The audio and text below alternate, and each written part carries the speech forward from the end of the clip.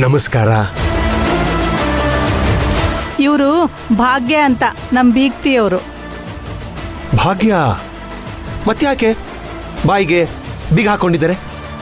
ಮಾತಾಡೋದೇ ಕಡಿಮೆನಾ ಅಥವಾ ಮಾತುಗಳು ಹೊರಡ್ತಾ ಇಲ್ವಾ? ಏನ್ರಿ ಹೀಗ್ ಮಾತಾಡ್ತೀರಾ ನೀವು?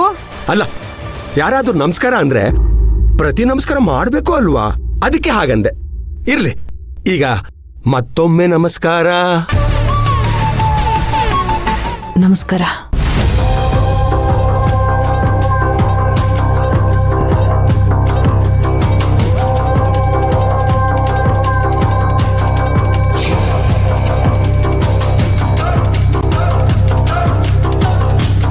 ಅಲ್ಲ ರೀ, ನೀವು ಇವ್ರ ವಿಡಿಯೋ ಮಾಡಕ್ ಬಂದಿದ್ದೀರಾ ಇಲ್ಲ ಅದೇನೋ ಆಂಟಿಕ್ ಪೀಸು ಅದು ಇದು ಅಂತ ಹೇಳಿದ್ರಲ್ಲ ಅದ್ರ ವಿಡಿಯೋ ಮಾಡಕ್ ಬಂದಿದ್ದೀರಾ? ಇವರು ಒಂಥರ ಆಂಟಿಕ್ ಪೀಸ್ ತರನೇ ಫೀಲ್ ಆಗ್ತಿದೆ ಮೇಡಮ್.